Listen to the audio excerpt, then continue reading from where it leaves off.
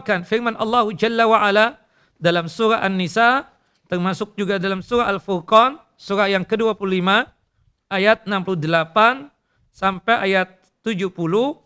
Kemudian juga disebutkan oleh Allah Jalla wa Ala dalam surah Al-Maidah, surah yang kelima ayat 32. Tadi kita sudah membacakan satu ayat, dan perlu diingat manusia secara umumnya terjaga jiwanya. Tidak boleh ditumpahkan darahnya. Hatta kafir sekalipun. Ya. Kafir itu terbagi menjadi 4 golongan. Yang pertama adalah kafir dhimmi. Kafir dhimmi ini kafir yang hidup bersama kita ini. Tetangga-tetangga kita itu adalah kafir apa? Kafir dhimmi. Dan darahnya kita jaga, jangan sampai ditumpahkan. Sebagaimana yang disabdakan oleh Nabi kita Muhammad sallallahu alaihi wasallam dalam satu hadis yang sahih, man adza dhimmiyan faqad adzani. Yang mengganggu kafir dhimmi sama saja dia tersebut mengganggu aku. Ya. Dalam riwayat yang lain disebutkan yang membunuh kafir dhimmi berarti dia tersebut tidak mencium baunya surga. Naam. Kemudian kafir yang kedua adalah kafir mu'ahad. Kafir mu'ahad ini adalah kafir yang melakukan perjanjian dengan kaum muslimin. Seperti kita tahu misalnya negara Thailand itu kan ya adalah negara yang kafir, musyrikin, karena mayoritas mereka tersebut menyembah apa? Menyembah berhala. Tapi berhubung mereka tersebut punya perjanjian dengan kita, ya, dengan bangsa kita, dengan negeri yang kita cintai ini, ketika mereka datang ke tempat kita tersebut, maka statusnya adalah kafir mu'ahad. Yang tidak boleh kita ganggu, yang tidak boleh untuk kita pukul, yang tidak boleh untuk kita tumpahkan darahnya. Nah, dikenakan ada perjanjian dengan kaum muslimin.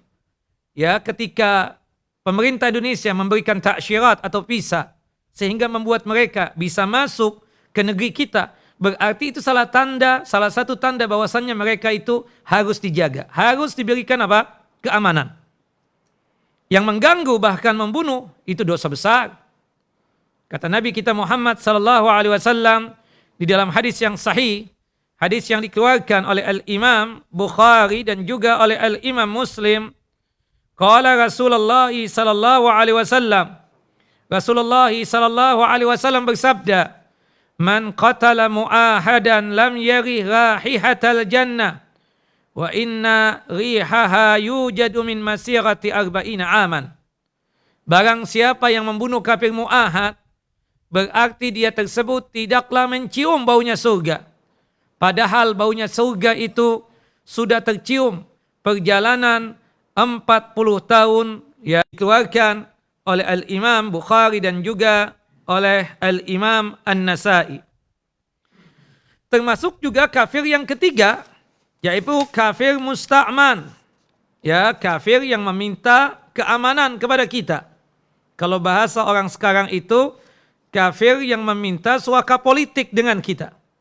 Nah, artinya mereka meminta suaka politik tersebut tidak lain tujuannya adalah untuk kita memberikan keamanan untuknya. Dan kita tidak boleh mengganggu dia. Dan juga kita tidak boleh untuk memukul dia. Dan juga tidak boleh untuk membunuhnya. Dalam satu riwayat disebutkan, yang membunuh kafir musta'man, berarti dia tersebut tidaklah mencium baunya surga. Padahal baunya surga tersebut sudah tercium 500 tahun perjalanan. Nah, dalam riwayat tadi kan disebutkan 40 tahun. Memang ada perbedaan. Ada yang mengatakan 70 tahun. Ada yang mengatakan 500 tahun.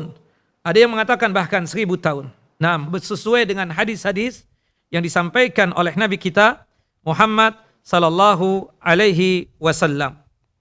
Naam, dalam hadis yang lain, ini berkaitan dengan kafir dhimmi dan juga kafir mu'ahad serta kafir musta'man.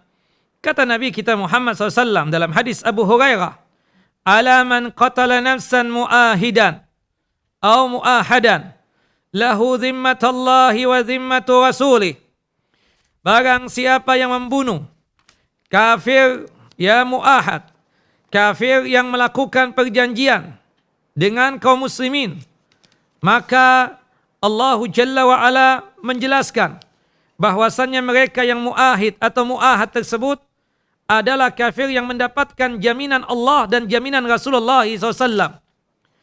Faqad akhfara bidammatillahi wa la yara rahihatal jannati wa inna rihaha la yujadu min masirati arba'ina kharifan. Tapi barang siapa yang membunuh kafir muahad atau kafir musta'man atau kafir dhimmi, yang dimana Allah Jalla wa'ala yang melindungi mereka dan Rasulullah SAW juga memberikan jaminan perlindungan untuk mereka, tapi ada dari kalangan kaum muslimin yang membunuh, maka sama saja dia tersebut telah mengkhianati perlindungan Allah Jalla wa'ala dan dia tidak akan mencium wanginya surga. Padahal sesungguhnya wanginya surga itu dapat tercium dari jarak perjalanan 40 tahun. Wallahu a'lam. Naam. Taib, apalagi yang dibunuh orang mukmin. Nah, kafir yang keempat, kafir harbi. Kafir harbi ini adalah kafir memerangi kita. Berhubung mereka memerangi kita, ya wajib kita membela diri. Tidak mungkin dia memukul kita, kita cuma sekedar pasrah saja. Ya, ketika dia memukul pipi kita yang kanan, kita sodorkan pipi yang kiri, kita katakan ini orang bahlul. Ya, kita ketika misalnya ada yang mengganggu dari kalangan kafir, kita wajib untuk membela diri kita.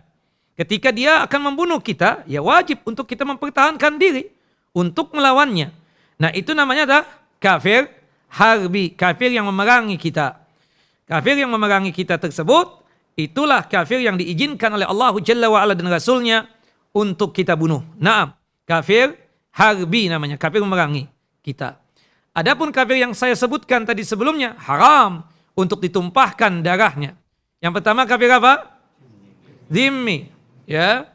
Yang kedua, muahad atau muahid sebagian. Yang ketiga, musta'man. Nah, 3 kafir ini haram untuk diganggu dan haram untuk ditumpahkan darahnya.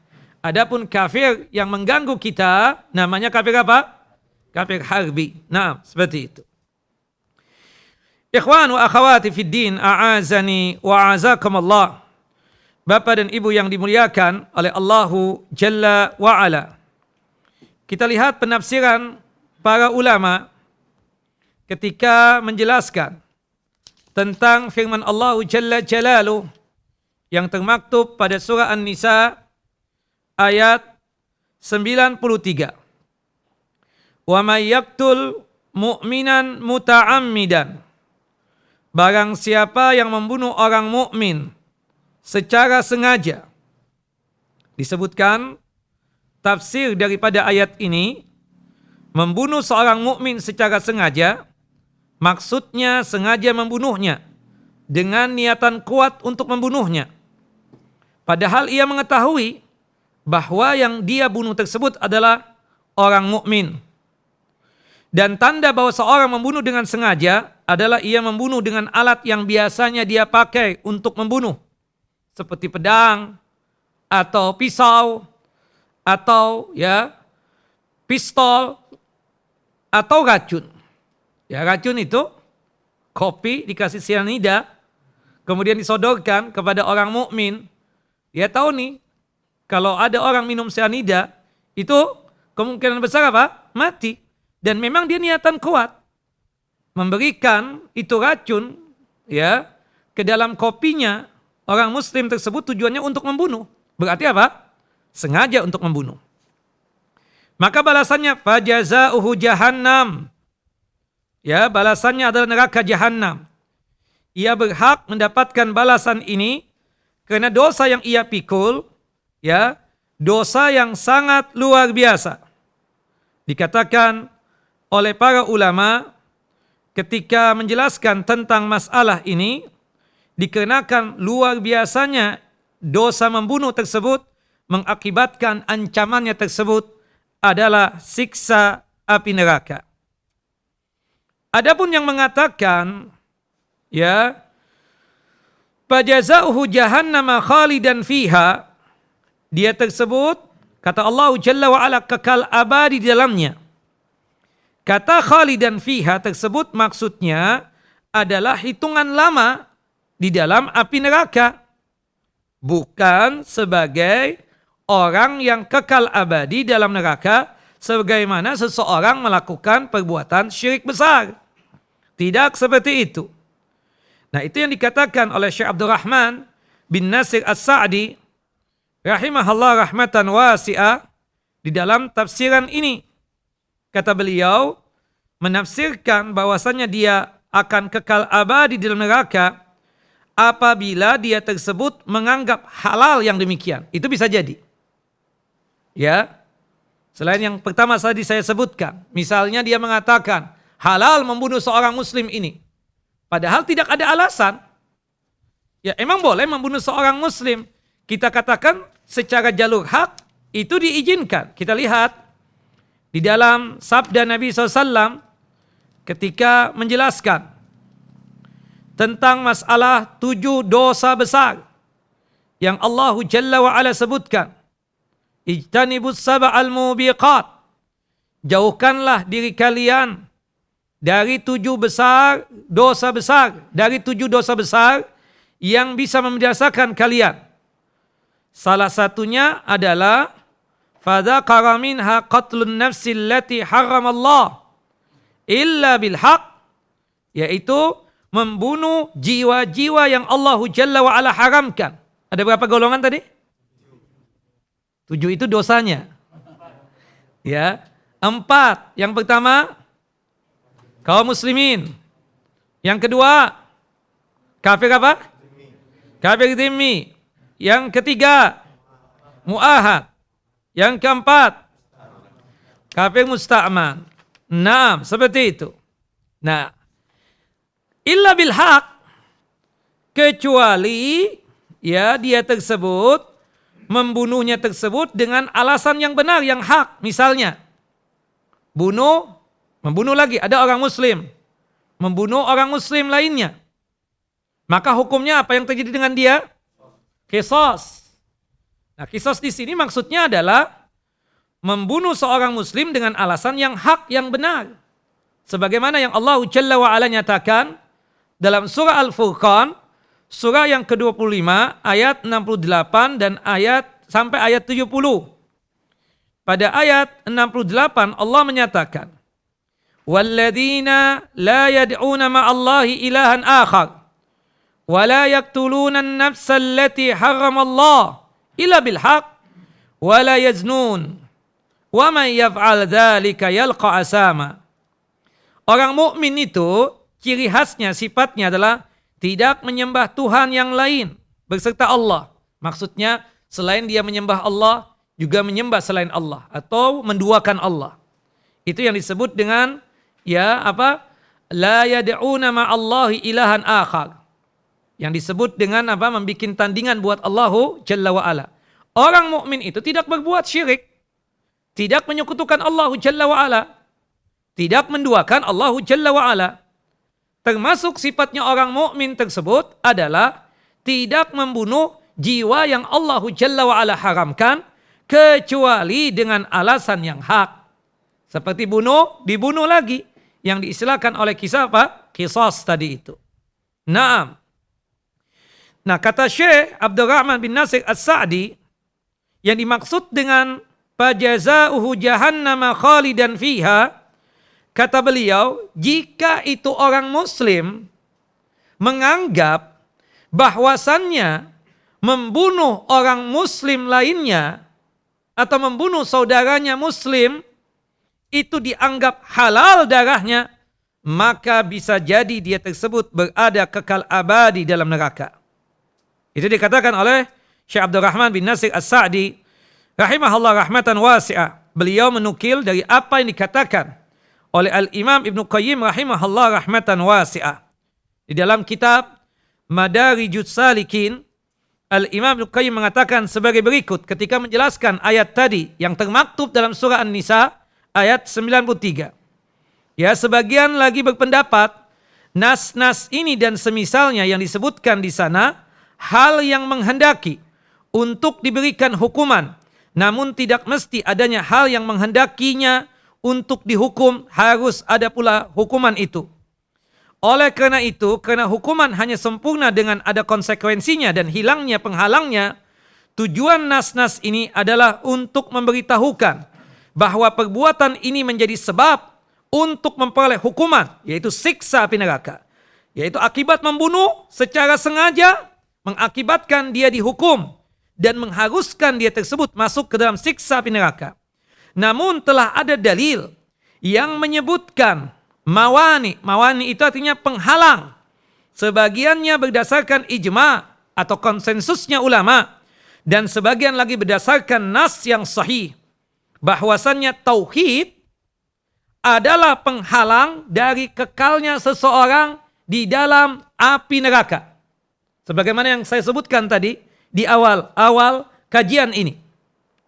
Artinya maksud daripada apa yang dikatakan tadi oleh Allah Jalla wa'ala, kekal abadi di dalamnya, bahwasannya tidak lain adalah sebagai ancaman bahwasannya orang yang membunuh tersebut secara sengaja, hati-hati dia tersebut masuk ke dalam neraka dengan hitungan yang lama.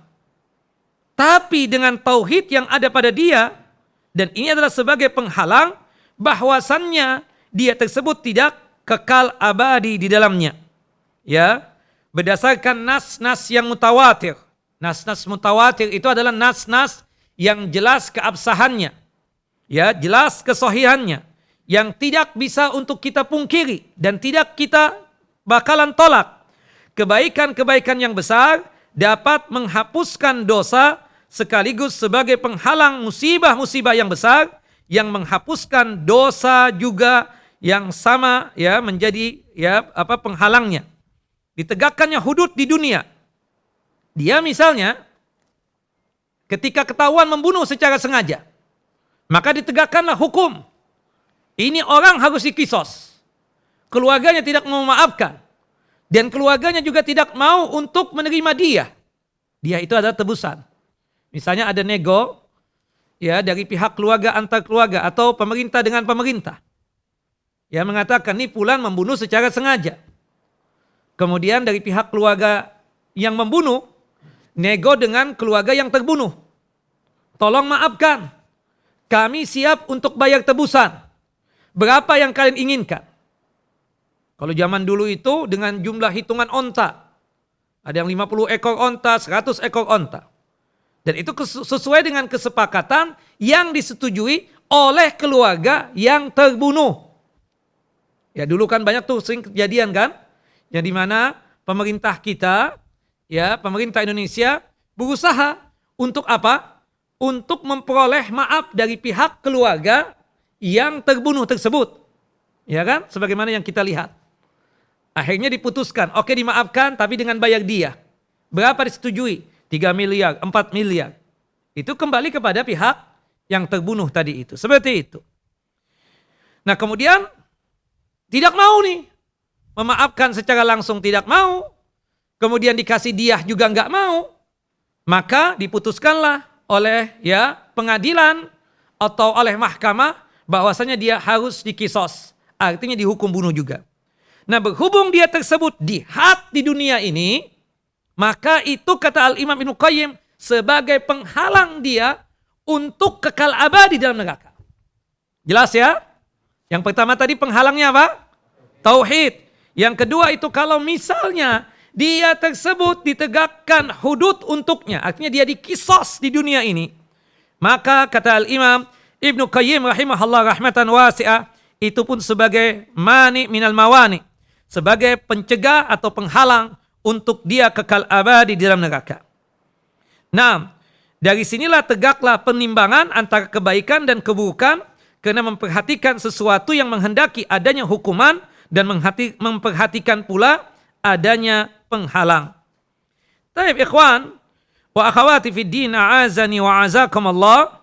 Kesimpulannya ini, maksud dari apa yang dikatakan oleh Allah Jalla wa ala khalidan fiha, bisa sebagaimana dikatakan tadi oleh Syekh, ya, Abdurrahman bin Nasir As-Sa'di, bahwasanya dia akan kekal abadi di dalam neraka apabila menganggap halal yang demikian. Tapi banyak yang membantah hal itu. Di antaranya siapa? Ya, ulama-ulama. Tadi Al-Imam Ibnu Qayyim menegaskan, itu maksud dari ungkapan Allah Jalla wa'ala tidak lain adalah sebagai hukuman dan ancaman. Dia membunuh, kemudian bisa jadi dia masuk neraka dan hitungan di neraka lama. Kenapa? Dia tidak dikatakan kekal abadi, dikarenakan ada penghalang. Yang pertama berkaitan tentang masalah apa? Tauhid. Kemudian yang kedua, jika dia ditegakkan kisos di dunia ini, hudud, maka itu juga mengakibatkan itu sebagai penghalang dia tersebut kekal abadi di dalam neraka. Intinya satu yang sudah kita pelajari pada masalah dosa besar yang pertama, yang kekal abadi di dalam neraka tersebut adalah apa? Syirik. Itu pun syirik apa? Syirik akbar, syirik besar yang dibawa mati, itu yang kekal abadi di dalam neraka. Sebagaimana yang Allah Jalla wa'ala nyatakan di dalam surah Al-Ma'idah ayat 72. Wallahu a'lam. Taib. Kemudian ayat selanjutnya ya disebutkan di dalam surah Al-Ma'idah, surah yang kelima ayat 32. Allah Jalla wa'ala menyatakan, "Man qatala nafsan bighairi nafsin aw fasadin fil ardi faka'annama qatalan nasa jami'a." Barang siapa yang membunuh seseorang manusia yang Allah Jalla wa'ala haramkan untuk dibunuh. Ya, bukan karena orang itu barang siapa yang membunuh seseorang manusia, bukan karena orang itu membunuh orang lain, tidak. Bukan dikarenakan pembelaan diri, tidak. Atau dia tersebut melakukan perbuatan kerusakan di muka bumi ini. Artinya kalau membunuh seorang manusia yang Allah Jalla wa'ala haramkan untuk dibunuh, itu seperti membunuh manusia seluruhnya. Kita lihat tafsir dari para ulama ketika menjelaskan tentang masalah ini. Ya, berkaitan surah Al-Ma'idah ayat 32. Dikatakan berkaitan tentang surah Al-Ma'idah ayat 32 tersebut adalah surah Al-Ma'idah ayat yang 32, ayat yang mengajarkan untuk menjaga kehidupan dan menghindarkan diri kita dari tindak kekerasan. Sebagian ulama seperti Imam Ahmad meriwayatkan bahwasannya itu ayat turun ketika Rasulullah SAW sedang naik unta. Hampir saja paha unta itu patah karena begitu beratnya wahyu yang diterima oleh Rasulullah SAW. Demikian pula ayat 32 ini juga tergolong ya Madaniyah, yang artinya kita katakan bahwasannya ini surah diturunkan setelah hijrahnya Nabi Muhammad SAW ke Madinah. Dan diterangkan pada ayat 32 ini tentang dosa membunuh. Disebutkan secara lengkap ayat 32 tersebut menceritakan tentang Bani Israel. Min ajli dzalika katabna ala Bani Israila annahu man qatala nafsan bighairi nafsin aw fasadan fil ardi faka'annama qatalan nasa jami'a. Oleh karena itu kami tetapkan suatu hukum untuk kaum Bani Israel, Yahudi, bahwasannya barang siapa yang membunuh seorang manusia bukan karena orang itu membunuh orang lain atau bukan karena membuat kerusakan di muka bumi ini, ya, orang tersebut dibunuh bukan karena dia membunuh orang lain, tidak. Bukan juga dikenakan kerusakan di muka bumi ini seperti merampok, penyamun, ya, yang membunuh orang lain dengan dia merampok tadi itu. Tidak ada alasan sama sekali. Maka seakan-akan dia telah membunuh manusia seluruhnya. Waman ahyaha faka'annama ahyana sajami'a. Barang siapa yang melihara kehidupan seorang manusia, maka seolah-olah dia telah memelihara kehidupan manusia semuanya. Walaqad ja'athum rusuluna bil bayyinat summa inna katsiran minhum ba'da dzalika fil ardi la musrifun. Dan sesungguhnya telah datang kepada mereka rasul-rasul kami dengan membawa keterangan-keterangan yang jelas. Kemudian banyak di antara mereka sesudah itu sungguh-sungguh melampaui batas dalam berbuat kerusakan di muka bumi ini. Nah, awal terjadinya pembunuhan tentang kasusnya siapa? Ya, Qabil yang telah membunuh saudaranya Habil, ya kan? Seperti itu. Itu dosa yang pertama kali yang dilakukan oleh siapa? Manusia. Ya. Adapun kesyirikan itu terjadinya di zaman siapa? Nabi Nuh alaihi salam. Adapun pembunuhan di zaman Nabi Adam alaihi salam. Nah, inti daripada ayat ini menjelaskan kepada kita bahwasanya kita harus menjaga kehidupan manusia. Hatta itu adalah orang kafir sekalipun. Taib ikhwan wa akhawati fid din, a'azani wa a'azakumullah. Disebutkan di dalam firman Allah Jalla wa Ala yang lain. Surah Al-Isra, surah yang ke-17 ayat 33. Allah menyatakan, وَلَا تَقْتُلُوا النَّفْسَ الَّتِي حَرَّمَ اللَّهُ إِلَّا بِالْحَقِّ. Dan janganlah kalian membunuh jiwa yang diharamkan oleh Allah Jalla wa Ala untuk membunuhnya, melainkan dengan suatu alasan yang benar. Disebutkan bahwasannya asal mula hukum membunuh tersebut haram, kecuali jika ada alasan yang hak. Seperti dibunuh lagi. Atau kasus misalnya dia memperkosa, merampok, kemudian pemerintah menghukumi dia untuk dibunuh, ya kan? Seperti itu.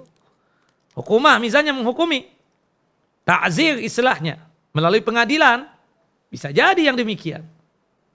Ya, kasus-kasus kan banyak tuh. Macam-macam ya, berkaitan misalnya ada pemikiran itu. Kalau mencuri itu kan apa? Potong tangan kan? Korupsi? Nah, itu kan nanti ada pembahasan. Nanti dikembalikan kepada hukum ya yang ditetapkan oleh hukumah atau oleh pemerintah. Ya bisa jadi lebih besar. Karena mafsadahnya, kerusakannya luar biasa. Bisa jadi pengadilan menghukumi apa? Hukuman mati. Narkoba. Betapa banyaknya orang yang menjadi bandar itu merusak masyarakat. Ya kemudian apa? Dihukumi oleh hukumah melalui pengadilan. Bahwasannya itu orang dihukum apa? Hukum mati. Beberapa tahun yang lalu kan terjadi di Indonesia ini. Banyak yang dihukum apa? Mati. Karena bandar narkoba itu. Memang layak ya. Memang layak. Karena dia merusak. Merusak kehidupan manusia. Wallahi ikhwan. Ya memang benar apa yang dikatakan oleh Nabi kita Muhammad SAW. Yang namanya narkoba itu merusak akal pikiran. Sekaligus merusak badan. Sahih itu. Khamar itu kan ma yukhamirul akal. Yang merusak akal pikiran. Tapi kalau mukhaddirat, narkotika itu lebih menakutkan lagi. Dan susah untuk taubatnya. Susah untuk apa? Taubatnya. Subhanallah. Dan banyak kerusakan yang lain. Keluarga hancur. Anak-anak tidak terurus. Harta benda habis. Akibat apa? Narkoba tadi. Kemudian ada takzir, ada hukuman dari pemerintah melalui pengadilan agar orang tersebut dibunuh. Ya. Nah ini yang disebut dengan apa? Jalur yang hak dengan alasan yang benar. Seperti itu. Jelas ikhwan? Nah ini berkaitan tentang masalah itu. Taib, kita bacakan hadis-hadis yang ada di dalam kitab ini. Naam. Disebutkan ya di dalam hadis yang sahih. Hadis dari sahabat yang mulia Abdullah ibnu Mas'udin radhiyallahu an. Semoga Allah Jalla wa Ala meridhai beliau. Qala Rasulullah sallallahu alaihi wasallam. Rasulullah sallallahu alaihi wasallam bersabda ketika ditanya oleh Abdullah bin Mas'ud, "Ayyu dzambi a'zamu indallah?" Wahai Rasulullah, dosa apakah yang paling besar di sisi Allah Jalla wa Ala? Qala Rasulullah sallallahu alaihi wasallam, "An taj'ala lillahi niddan wa huwa khalaqaka." Dijawab oleh Nabi SAW adalah dosa paling besarnya, dosa besar di sisi Allah adalah engkau menjadikan sekutu bagi Allah Jalla Jalaluh. Padahal dia Allah yang telah menciptakanmu. Kemudian sahabat Abdullah bin Mas'udin radhiyallahu an bertanya lagi. Summa ayyun? Apalagi ya Rasulullah? Dosa paling besarnya dosa besar. Qala Rasulullah, an taqtula waladaka khasyata an yat'ama ma'aka. membunuh anakmu seperti aborsi misalnya, atau masih bayi dicekik tuh anak, karena kekhawatiran dia bahwasannya dia tuh anak akan makan bersama dia. Allah yang memberikan rizki kepada kalian dan kepada anak-anak kalian. Allah yang mengatakan itu. Kenapa harus dibunuh itu bayi? Na'udzubillah. Ya, itu dosa paling besarnya, dosa besar. Termasuk juga ya aborsi itu kita katakan. Itu adalah dosa paling besarnya, dosa besar. Dianggap tuh orang membunuh.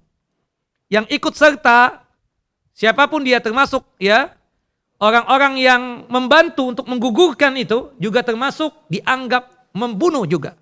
Hukumnya sama. Hukumnya apa? Sama. Kemudian yang ketiga yang ditanya oleh Abdullah bin Mas'udin radhiyallahu an, summa ayyun, apalagi ya Rasulullah? Dosa paling besarnya, dosa besar, antuzaniya halilata jarika, berzina dengan istrinya tetangga. Ya, tetanggamu. Halilata jarika bisa diartikan istri tetangga, bisa jadi suami tetangga, selingkuh misalnya kan? Ya, situ istri, situ suami. Tapi bukan istrinya, bukan suaminya. Bisa jadi yang halal buat dia, selain istrinya, kita katakan yang menjadi mahramnya, anak perempuannya. Seharusnya kita menjaga anak perempuan tetangga, malah kita berzina dengan putrinya tetangga tersebut. Na'udzubillah. Itu paling besarnya dosa besar. Nanti kita akan sebutkan pada dosa besar yang ke berapa itu, ke-12 kalau nggak salah, tentang masalah zina itu. Bahwasanya berzina, maaf ya, 10 perempuan dizinai. Itu bukan tetangga. Lebih besar dosanya kalau berzina dengan perempuan tetangga. Entah istrinya atau putrinya atau siapapun yang menjadi hubungan ya baik dengan itu tetangga. Itu yang disabdakan oleh Nabi kita Muhammad sallallahu alaihi wasallam. Taib, sudah masuk waktu salat Isya, insyaallah kita lanjutkan setelah pelaksanaan salat Isya berkaitan dengan pembahasan yang kita bahas, dosa besar yang kedua yaitu qatlun nafsi, membunuh ya jiwa yang Allah Jalla wa ala haramkan untuk dibunuh. Wa sallallahu nabiyana Muhammad wa ala ali Muhammad kama sallaita ala Ibrahim wa ala ali Ibrahim innaka Hamidun Majid. Wassalamu alaikum warahmatullahi wabarakatuh.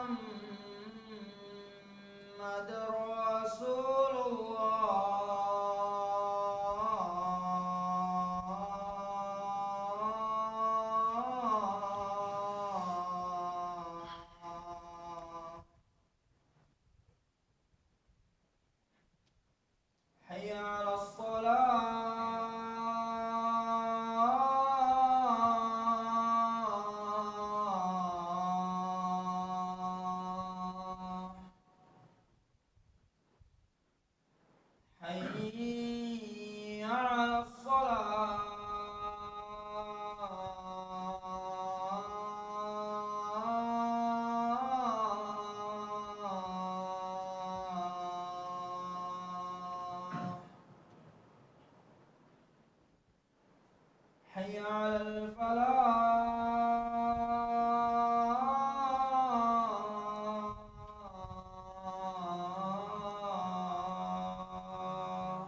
لا حول ولا حي على الفلاح.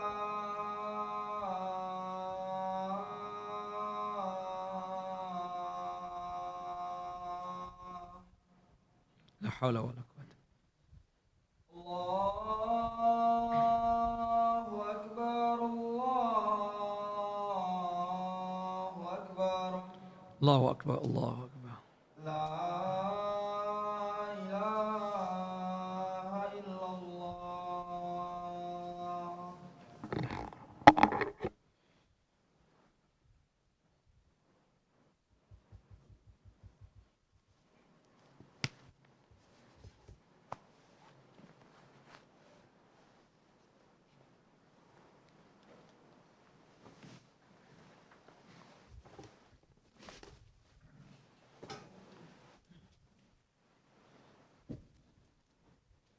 الله أكبر، الله أكبر، أشهد أن لا إله إلا الله، أشهد أن محمد رسول الله. حي على الصلاة، حي على الفلاح، قد قامت الصلاة، قد قامت الصلاة. الله أكبر، الله أكبر، لا إله إلا الله. استووا واعتدلوا تراصوا وسدوا الخلل.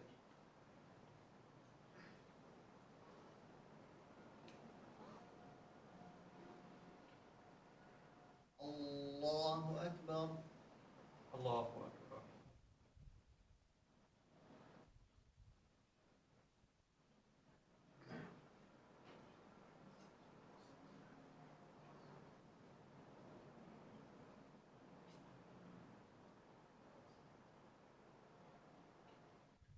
الحمد لله رب العالمين،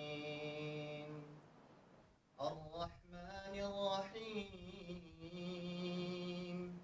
مالك يوم الدين. إياك نعبد وإياك نستعين، اهدنا الصراط المستقيم، صراط الذين أنعمت عليهم غير المغضوب عليهم ولا الضالين.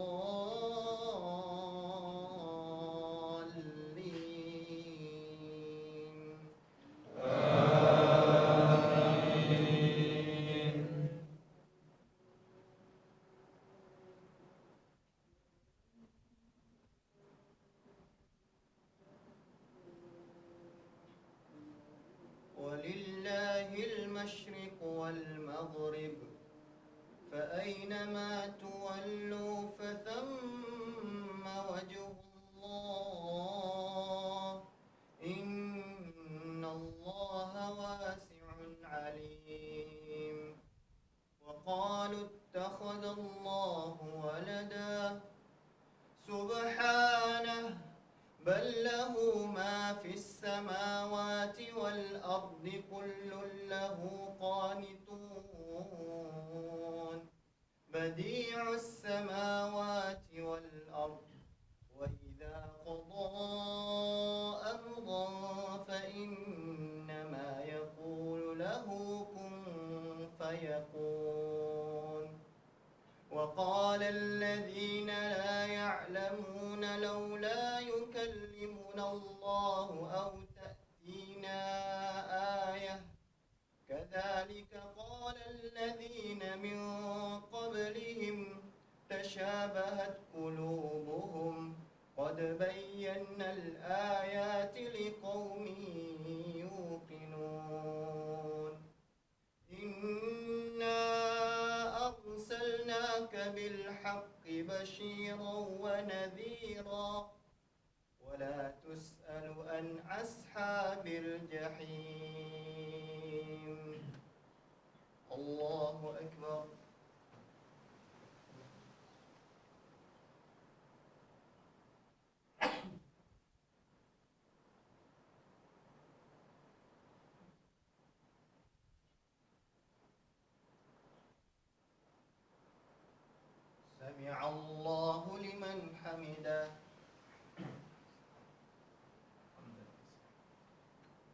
الله أكبر.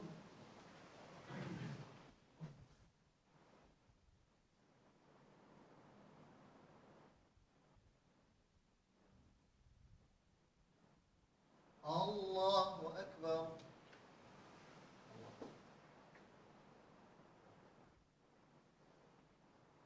الله أكبر.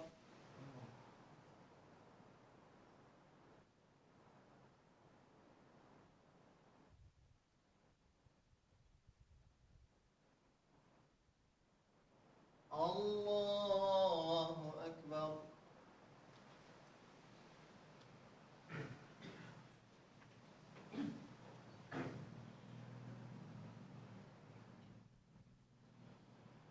الحمد لله رب العالمين الرحمن الرحيم مالك يوم الدين إياك نعبد وإياك نستعين اهدنا الصراط المستقيم صراط الذين أنعمت عليهم غير المغضوب عليهم ولا الضالين.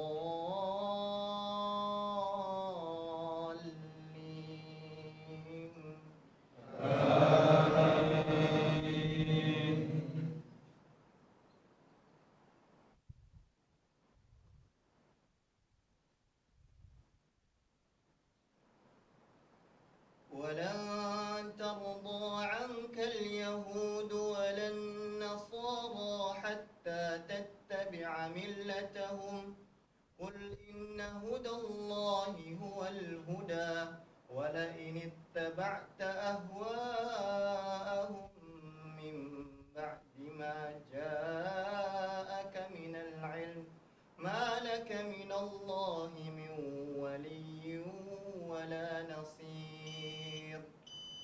الذين آتيناهم الكتاب يتلونه حق تلاوته أولئك يؤمنون به ومن يكفر به فأولئك هم الخاسرون. يا بني إسرائيل اذكروا نعمتي التي أنعمت عليكم وأني فضلتكم على العالمين. الله أكبر.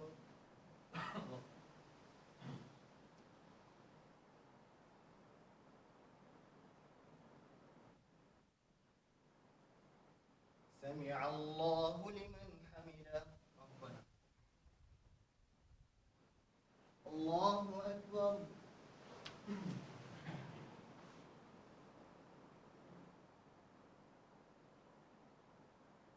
الله أكبر.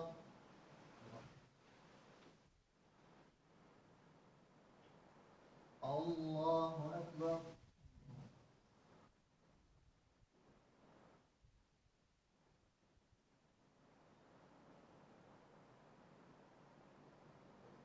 الله أكبر.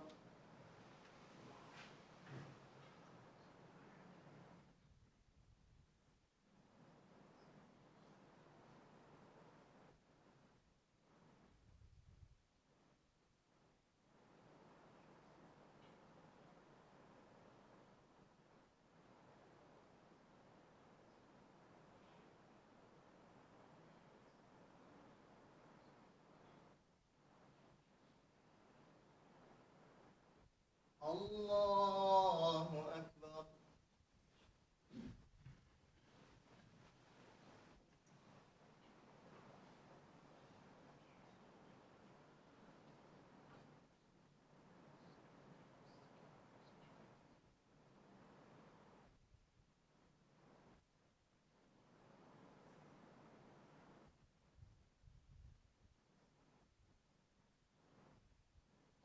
الله أكبر.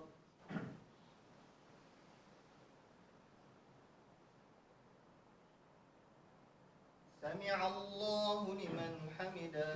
ربنا لك الحمد. الله أكبر.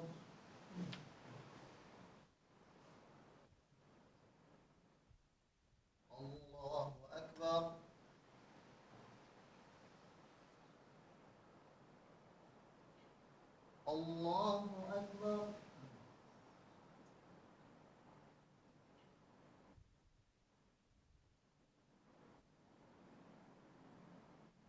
الله أكبر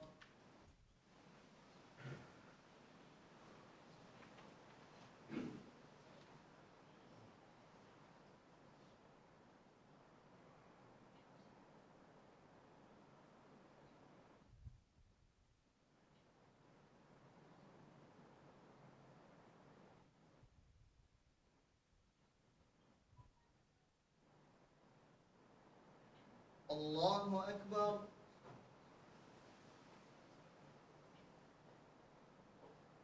سمع الله لمن حمده الله أكبر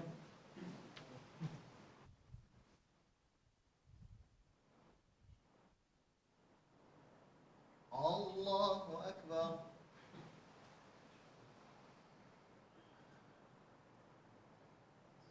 الله أكبر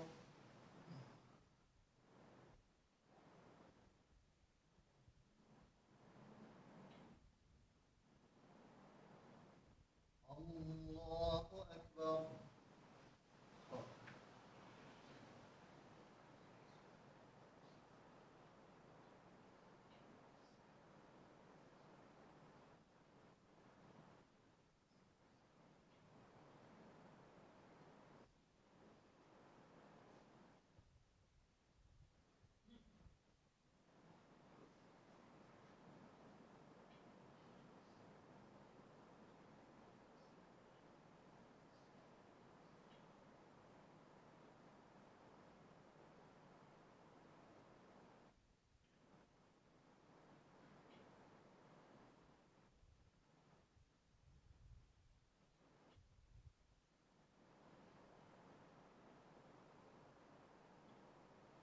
السلام عليكم ورحمة الله السلام عليكم ورحمة الله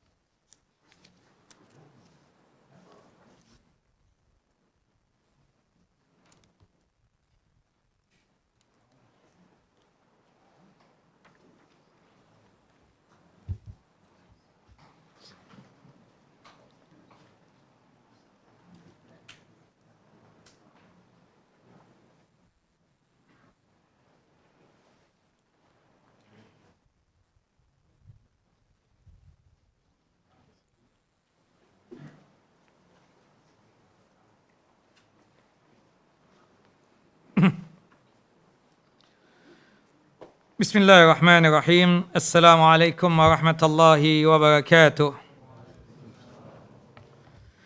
Alhamdulillah alladzi bi ni'matihi tatimmus shalihat wa usalli wa usallim ala nabiyil karim Muhammad bin Abdullah wa ala alihi wa sahbihi wa man tabi'ahu ila yaumiddin wa ba'd wa bisakhli sadri wa yassir li amri wa hlul 'uqdatam min lisani yafqahu qawli.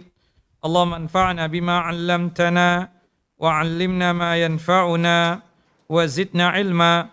Allahumma inna na'udzubika min zawali ni'matika wa fuj'ati niqmatika wa tahawuli 'afiyatika wa jami'i sakhatika. Ikhwani wa akhawati fid din, a'azani wa a'azakumullah. Bapak dan Ibu yang dimuliakan oleh Allahu Jalla wa Ala, kita masuk pada pembahasan yang berkaitan dengan kesimpulan dari dosa besar yang kedua ini, yaitu dosa besar membunuh jiwa yang Allahu Jalla wa Ala haramkan untuk dibunuh.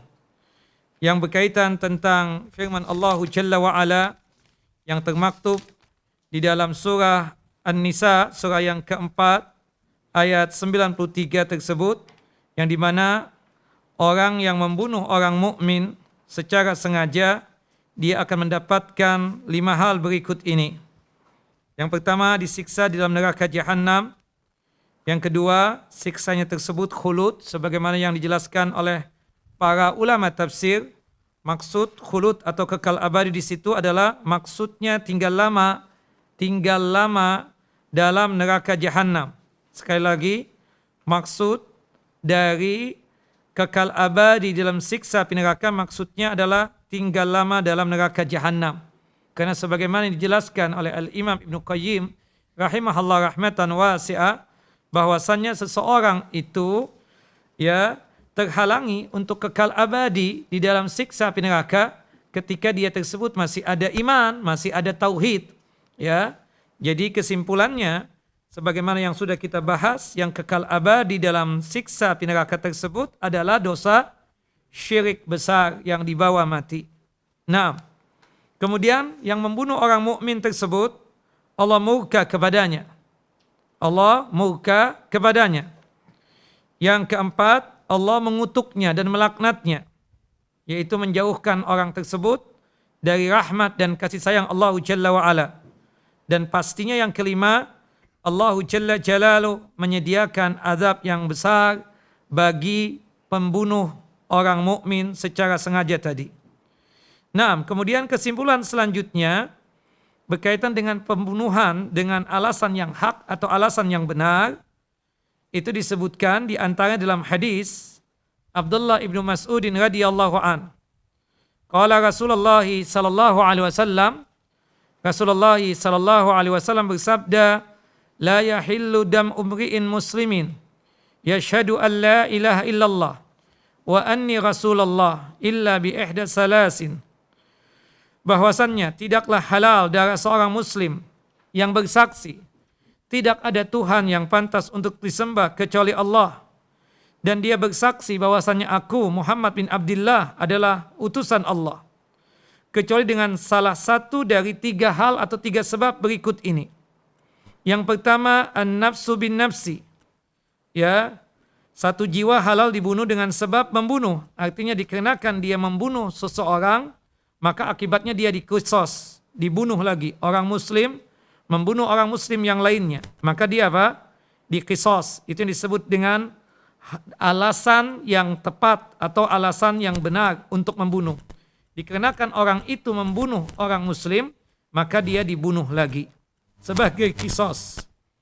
Yang kedua, wasayyibu az-zani, ya, seorang yang sudah menikah, baik laki ataupun perempuan dengan akad yang sahih, ya, entah dia tersebut masih di dalam ikatan perkawinan ataupun sudah putus perkawinan, artinya sudah menjadi dunda atau janda, sudah menjadi duda atau janda, kemudian dia berzina.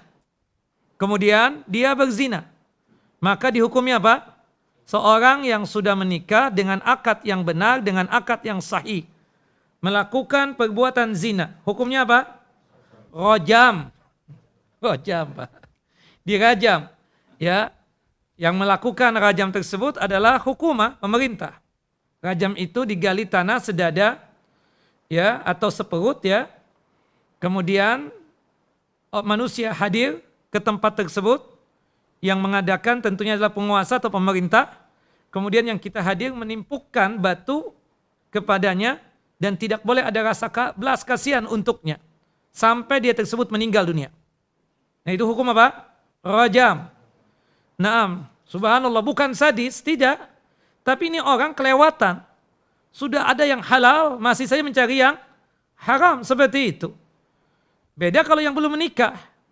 Kalau yang belum menikah, dihukumnya apa? Berapa kali cambukan? 100 kali. Ya, ditambah nanti taghrib atau pengasingan selama 1 tahun. Seperti itu. Tapi kalau yang sudah menikah, dia melakukan perbuatan zina, maka hukumnya bunuh, yaitu dirajam. Yang ketiga, wa mufariqu lidinihi at-tariqu lil jamaah. Orang yang keluar dari agama Islam, murtad dan meninggalkan jamaah muslimin. Kata Nabi kita Muhammad sallallahu alaihi wasallam, man baddala dinahu faqtuluh. Orang yang mengubah agamanya dari tadinya muslim menjadi kafir, maka hukumnya bunuh. Tapi yang mengeksekusi ya untuk membunuh si murtad ini siapa? Pemerintah, bukan kita. Kita lihat tetangga kita murtad, kita ambil binduk, kemudian kita ya lepaskan peluru dari binduk tersebut. Haram ya Syekh. Ya, kita belajar hukumnya. Bahwasanya yang murtad itu hukumnya apa? Bunuh. Ya, mati kita katakan.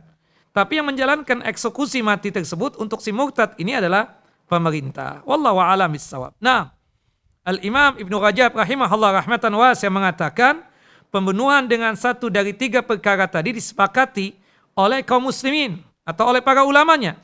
Akan tetapi yang perlu diketahui bahwa yang berhak dan berkewajiban melaksanakan eksekusi pembunuhan yang hak tadi atau ada alasan yang benar tadi adalah penguasa kaum muslimin atau pemerintah kaum muslimin. Bukan hak individu dari kita atau masyarakat. Misalnya komplek kita ini ya bersepakat siapapun yang melakukan ya perzinahan misalnya dia sudah kawin entah selingkuh dan lain sebagainya kita eksekusi sama-sama. Nggak boleh. Kita bukan penguasa, kita bukan pemerintah. Yang punya hak itu adalah siapa? Penguasa atau pemerintah. Dengan jalur-jalur yang sudah ditentukan oleh hukum atau oleh pemerintah. Seperti itu. Nah, termasuk hukum-hukum yang lain yang jelas, tiga hal tadi mengakibatkan halal darah seorang muslim dikarenakan dia tersebut membunuh orang muslim yang lainnya, bukan kafir ya, membunuh orang muslim. Yang kedua, dikarenakan orang yang sudah menikah tahu-tahu dia tersebut berzina. Ya, dia melakukan pernikahan dengan akad yang sahih. Ya. Kemudian dia melakukan perbuatan zina, maka hukumnya apa? Rajam. Ya, dihukum sampai mati. Kemudian yang murtad, seperti itu. Nah, itu di antara alasan-alasan kita katakan, dan alasannya tentu tidak hanya sekadar tiga ini salah satunya dari tiga alasan ini kita katakan seperti itu. Seperti yang saya sebutkan tadi, kalau misalnya hukumah ya untuk memerangi narkoba, misalnya para bandar ketangkap, kemudian melalui pengadilan pemerintah mencanangkan ya untuk mengeksekusi para bandar, misalnya bandar narkoba, boleh nggak? Boleh. Itu pembunuhan yang hak juga kita katakan seperti itu. Nah, ini contoh ya. Contoh kita katakan hukumnya apa? Ta'zir ya, yang ditentukan oleh pemerintah. Wallahu a'lamu bissawab. Seperti masalah korupsi misalnya ada hukum kita yang korupsi itu hukum mati misalnya kan seperti itu. Ya, apalagi di zaman pandemi misalnya kan seperti itu. Nah, itu kita kembalikan kepada hukum atau pemerintah. Wallahu a'lamu bissawab. Baik, masih ada waktu. Ada pertanyaan? Assalamualaikum Ustaz, semoga Allah menjaga Ustaz dan keluarga. Ustaz, bagaimana sikap anak ketika bertemu dengan orang yang meragukan adanya dosa dan dia berdalih bahwa banyaknya orang yang bermaksiat sedangkan Allah tidak menurunkan azab? Iya. Subhanallah, ini manusia kadang menyangka seperti itu. Orang melakukan perbuatan dosa, kemudian dia merasa tidak disiksa juga dan tidak diazab juga. Bukan berarti Allah Jalla wa'ala tidak bakalan menyiksa dia. Bukan berarti itu perbuatan yang dia lakukan hak atau benar. Bisa jadi Allah Jalla Jalalu mengistidrat. Diulur-ulur oleh Allah Jalla wa'ala. Dia terus melakukan itu perbuatan dosa sampai dia mati. Dan perlu diingat Bapak dan Ibu, siksa di neraka, siksa di akhirat itu lebih pedih, lebih besar, lebih kejam ketimbang di dunia ini. Nah, infokan ilmu ini kepada dia. Ya kita lihat kelihatannya itu orang biasa aja berzina tiap hari. Kok nggak ada diazab dan disiksa juga? Allah istidrat, Allah ulur. Ya kan? Seperti itu. Sampai nanti dia meninggal dunia. Dan ingat, siksa akhirat ya itu lebih pedih, lebih sadis, lebih kejam, dan lebih besar tentunya. Seperti itu. Nah, yang jelas kalau kita ketemu dengan orang seperti itu, kita nasihati. Ya, sebatas nasihat, sebatas menyampaikan ilmu, dakwah. Tapi yang menentukan dia menerima atau tidak Allah Jalla wa'ala. Sekaligus kita doakan semoga Allah Jalla wa'ala memberikan petunjuk dan hidayah kepada orang tersebut hingga dia bisa meninggalkan keyakinan yang salah tadi itu. Wallahu a'lam bissawab. Naam. Ya, Pak. Waalaikumsalam warahmatullahi wabarakatuh. Hah?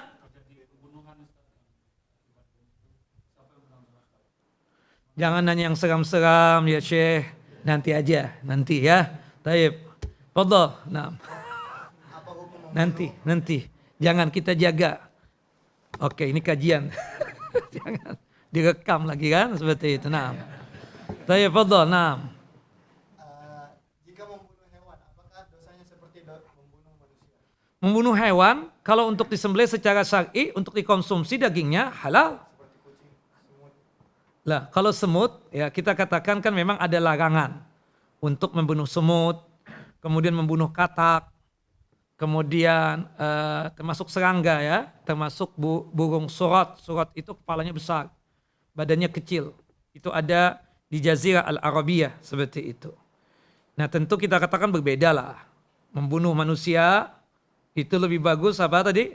Hancurkan seluruh alam semesta ini yang Allah Jalla wa'ala haramkan untuk dibunuh, kita katakan seperti itu. Nah yang jelas kalau itu kan larangan. Kalau kita membunuh binatang-binatang yang Rasulullah SAW larang tadi, tentu ada hukumannya, ada dosanya. Dan pasti ada sanksinya. Daripada itu kita katakan di situ ilmu bisa kita dapatkan. Yaitu apa? Binatang-binatang tadi itu haram untuk kita makan. Jadi ada kaidah. Ada 10 kaidah tentang halal haram makanan dan minuman. Ya, salah satunya jika ada binatang yang dianjurkan untuk dibunuh, berarti binatang tersebut haram untuk dimakan. Termasuk juga sebaliknya. Jika ada binatang dilarang oleh Allah dan Rasulnya untuk dibunuh, berarti itu binatang haram juga untuk dimakan. Nah tentu kita katakan berbeda dengan membunuh manusia. Ya, kalau membunuh manusia yang Allah Jalla wa'ala haramkan untuk dibunuh, ya tentu lebih besar hukumannya. Beda dengan membunuh yang dimaksudkan tadi itu. Tentu ada dosa, tapi tidak sama sebagaimana seseorang membunuh manusia yang Allah Jalla wa'ala haramkan. Nah kalau sekiranya membunuh ya manusia secara sengaja, bahwasannya dia membunuh tersebut dengan niatan yang kuat, maka kata Allah Jalla wa'ala tadi di dalam Al-Quranul Karim, itu seperti membunuh manusia seluruhnya. Naam, surah Al-Ma'idah ayat 32. Wallahu a'lam. Ada yang lain? Ya. Assalamualaikum warahmatullahi wabarakatuh.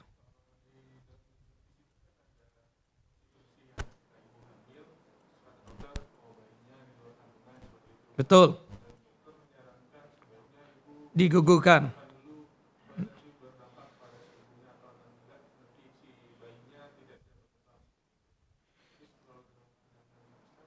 Ya, saya menukil dari apa yang dikatakan oleh Syekh Shalih Al Fauzan, hafizahullah, beliau mengatakan seperti ini, yang terjemahannya sebagai berikut. Apabila ruh telah ditiupkan di dalam kandungan atau janin, kemudian janin itu mati kena aborsi, maka itu salah satu bentuk pembunuhan terhadap jiwa yang diharamkan oleh Allah Jalla wa'ala dengan tanpa alasan yang dibenarkan syariat. Allah Jalla Jalalu telah menetapkan hukum-hukum pidana seperti pelaku berkewajiban membayar diat sesuai dengan rincian ketentuan yang ada. Sebagian imam memandang atau sebagian ulama melihat atau berpendapat pelaku berkewajiban membayar kafarat, yaitu memerdekakan budak wanita yang mukmin.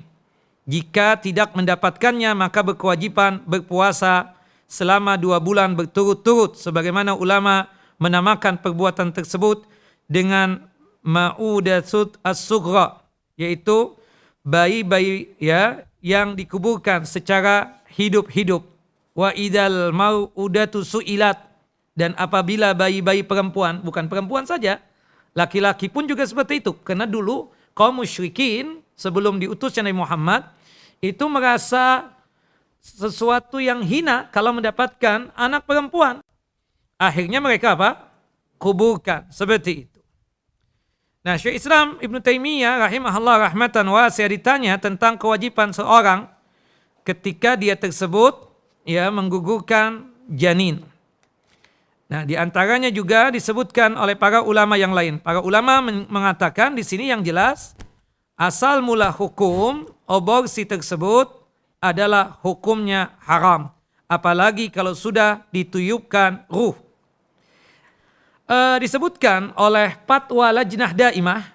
Lajnah Daimah ini adalah komite ulama tetap Saudi Arabia.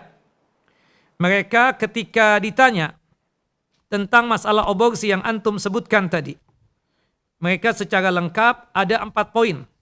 Yang pertama, menurut syariat, asal mula hukum menggugurkan kandungan atau aborsi dalam berbagai usia itu tidak boleh atau haram. Pertama.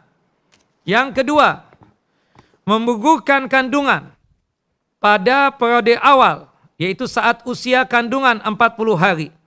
Kan ada berapa? Berapa periode, berapa fase itu? 3 kan? 40 pertama, 40 kedua, dan 40 yang ketiga kan? Seperti itu. Nah, 40 pertama, ya 40 hari yang pertama tidak boleh dilakukan kecuali untuk mencegah bahaya yang dikhawatirkan akan terjadi sesuatu yang tidak diinginkan atau mewujudkan maslahah syariah, kebaikan yang sesuai dengan syariat.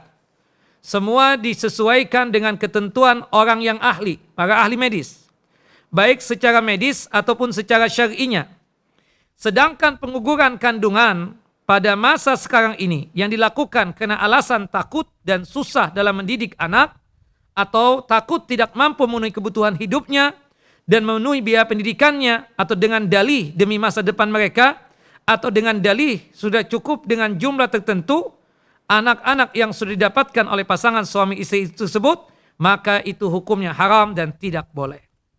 Nah, jadi ada khilaf nih kalau 40 hari yang pertama tersebut. Yang ketiga, apabila kandungan itu sudah berbentuk alaqah. Alaqah itu segumpal darah. Atau mudghah, ya segumpal daging. Yaitu ya periode 40 yang pertama, 40 yang kedua, kemudian yang ketiga yaitu 120 hari kan ditiup ruh. 120 hari itu ditiupkan ruh. Sebelumnya belum ditiupkan ruh. Masih segumpal darah, masih segumpal daging itu belum ditiupkan ruh. Maka di sini disebutkan tidak boleh juga digugurkan sampai ada tim dokter yang bisa dipercaya menetapkan bahwa jika membiarkan kehamilan berkelanjutan akan membahayakan keselamatan sang ibu. Misalnya ya, dikhawatirkan akan menyebabkan kematian sang ibu. Jika ada tim ahli yang menetapkan seperti itu, maka kandungan tersebut boleh digugurkan setelah menempuh segala upaya untuk menghindari bahaya tersebut. Yang terakhir, yang keempat, menurut para ulama, Lajnah Daimah, komite tetap ulama Saudi Arabia. Ya, setelah periode ketiga dalam setiap usia kandungan genap 4 bulan, 120 hari, maka tidak boleh menggugurkan kandungan sampai diputuskan oleh tim dokter spesialis yang bisa dipercaya bahwa membiarkan janin tetap berada dalam perut sang ibu bisa menyebabkan kematian sang ibu. Itu pun setelah menempuh berbagai macam upaya untuk menyelamatkan hidup sang ibu. Taib, rukhsahnya, keringanannya, boleh menggugurkan kandungan dengan syarat-syarat yang telah disebutkan tadi. Ya, demi mencegah apa? Bahaya yang lebih besar dari 2 bahaya yang didapatkan. Pilih ibu ataukah bayi. Ya kan? Nah itu pilihan pertama. Gimana Ustadz kalau cacat? Ya, subhanallah, semoga Allah Jalla wa'ala menjadikan anak keturunan kita sempurna, terhindar daripada kecacatan. Ya, Syekh Abdul Aziz bin Baz rahimahullah rahmatan wasi'ah pernah ditanya tentang masalah ini. Ya, jika selama proses kehamilan setelah dilakukan pemeriksaan diketahui ada cacat fisik pada janin, bolehkah kita menggugurkannya Syekh? Maksudnya mengeluarkan janin sebelum masa kelahirannya. Syekh Abdul Aziz bin Baz rahimahullah rahmatan wasi'ah menjawab, haram, tidak boleh yang demikian. Bahkan wajib dibiarkan. Karena terkadang Allah Jalla Jalaluh merubahnya. Bisa jadi. Menurut dokter, ini cacat. Tapi dalam perjalanan, doanya orang tua, doanya orang yang lain, termasuk doanya itu dokter, Allah Jalla wa'ala merubah keadaannya. Bisa saja kata Syekh Abdul Aziz bin Baz rahimahullah rahmatan wasi'ah. Dan Syekh Abdul Aziz bin Baz mengingatkan para dokter. Banyak para dokter telah menyampaikan dugaan-dugaan mereka. Namun Allah Jalla Jalaluh membatalkan dugaan-dugaan mereka. Namun Allah Jalla wa'ala membatalkan dugaan-dugaan mereka. Anak terlahir alhamdulillah dalam kondisi yang selamat. Nah, itu dikatakan oleh Syekh Abdul Aziz bin Baz rahimahullah rahmatan wasi'ah. Naam, kemudian disebutkan juga oleh ulama yang lain berkaitan dengan hukum aborsi yang dilakukan oleh wanita yang diperkosa. Gimana hukumnya? Dia nggak menginginkan kehamilan, diperkosa oleh seorang laki-laki yang bejat. Ya, dia malu, orang tuanya malu. Gimana hukumnya? Nah, sekelompok ulama telah membahas hukum yang berkaitan dengan kasus ini. Secara ijmali, secara global, mungkin dapat kita katakan bahwa apabila prinsip Islam adalah menghilangkan segala kesukaran, kesulitan, kekerasan, dan menepis hal-hal yang memudaratkan, serta kemudaratan yang lebih besar dapat dihilangkan dengan kemudaratan yang lebih ringan, atau kerusakan yang lebih besar bisa dihilangkan dengan menghilangkan kerusakan yang lebih besar. Misalnya ada dua kerusakan nih. Kalau dibiarkan tuh perempuan terus hamil, akan stres dan depresi tuh wanita. Bisa jadi bunuh diri. Kerusakan dong. Tapi kalau misalnya menggugurkan, kerusakan juga. Nah, kalau misalnya bersatu dua kerusakan ini gimana? Ya. Kata para ulama, ambil yang kerusakannya sedikit, ambil yang mudaratnya sedikit.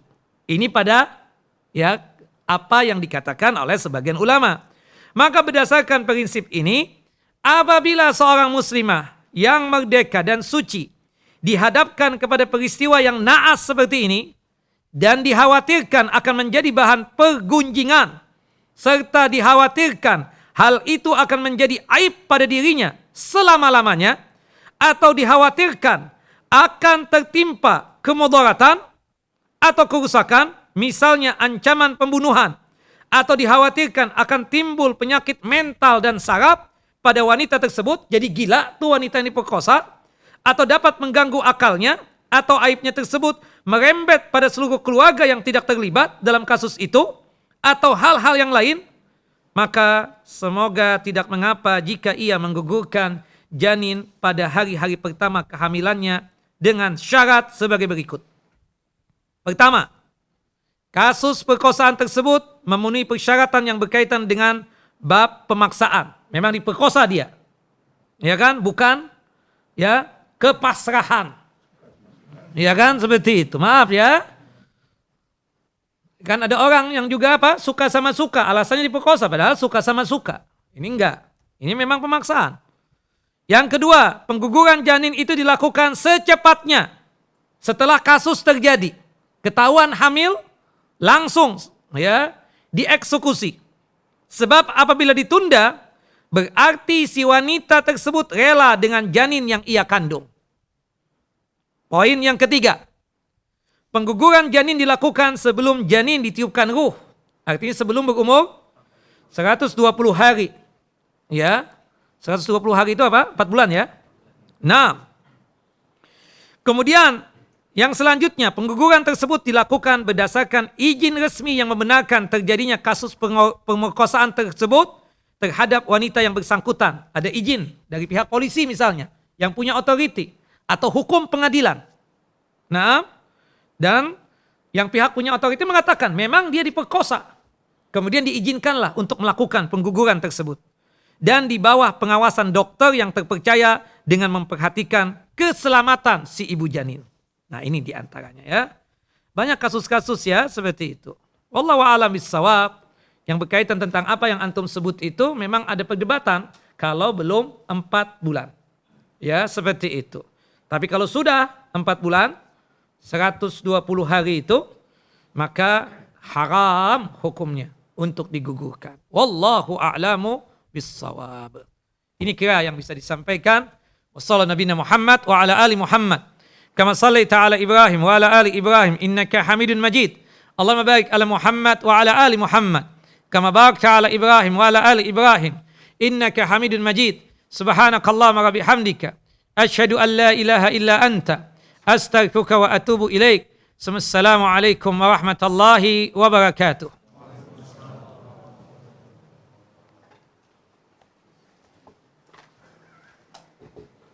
Boy. Salam.